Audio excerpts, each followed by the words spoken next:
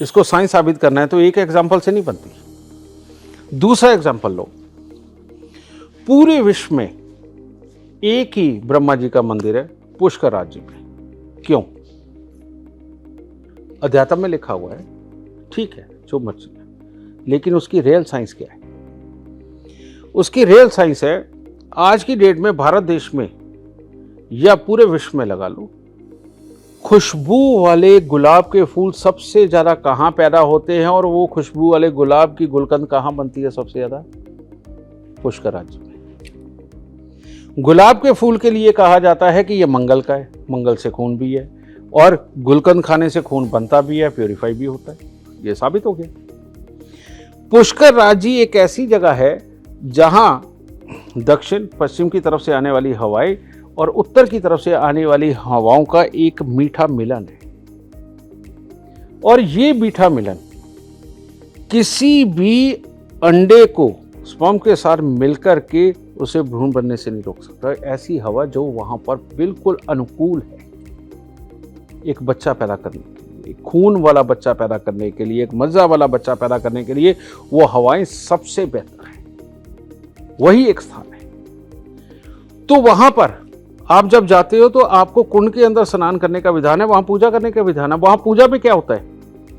पूजा में कोई हवन यज्ञ नहीं होते, बस इतनी सी एक थाली होती है स्टील की, उसके एक तरफ सिंदूर रख देते हैं, एक तरफ छोटी सी धूप रख देते हैं और थोड़े से फूल रख देते हैं। फिर आपका गोत्र नाम पूछ के, आपके पिता दादा के नाम पूछ के आपको एक पूजा करके आशीर्वाद दिया जाता है, और उसके बाद कहा जाता है कुंड में स्नान करो। लेकिन विधान क्या है? कहते हैं जिनके बच्चा नहीं होता वो 11 पूर्णिमा पुष्कर राज्य कुंड में स्नान करे तो उनके बच्चा हो जाएगा, मनोकामना पूरी हो जाएगी, परमात्मा कृपा कर देगा, ये कहा जाता है। अब जब पूजा करके करते क्या है, जो फूल बचे उस कुंड में, जो सिंदूर बचा उस कुंड में, जो धूप बची उस कुंड में डाल दी। अब देखने में वो कुंड गंदा लगता है, लेकिन क्या है, फूलों में क्या होते हैं? मिनरल्स। सिंदूर की खासियत क्या है? सारे कीटाणुओं को मार देता है। राजे महाराजे जो उनकी बहुत कीमती तलवारें हुआ करती थी ना, सिंदूर के ढेर में रखा करते थे, इतना सा भी जंग नहीं लग सकता, कोई कीड़ा मकोड़ा बचता ही नहीं वहां पे। तो वो सिंदूर पानी को प्यूरिफाई करता है, और वो फूल और धूप जिसमें औषधि है, इनमें से जितने मिनरल्स है उस पानी में मिलते जा रहे हैं। पानी क्योंकि बहता नहीं है तो वो सारे के सारे खड़े हैं उसमें, कहीं काई भी लगी, जो काई लगी वो भी मिनरल्स की है। पूर्णिमा के दिन दुनिया के सारे पागल हाइपर होते हैं, ये तो तुम्हें पता है। ज्वार भाटा आता है, हर इंसान के शरीर के अंदर उस दिन वेग होता है, और जितने भी अल्जाइमर के पेशेंट हैं उस दिन सारे के सारे हाइपर होते हैं, है ना।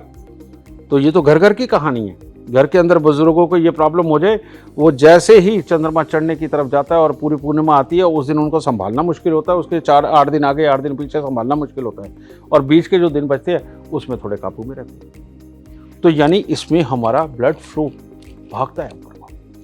उस वक्त जब पूर्णिमा के दिन हम स्नान करते हैं, पूजा करके जब स्नान करते हैं तो 11 बार आचमन लेना होता है।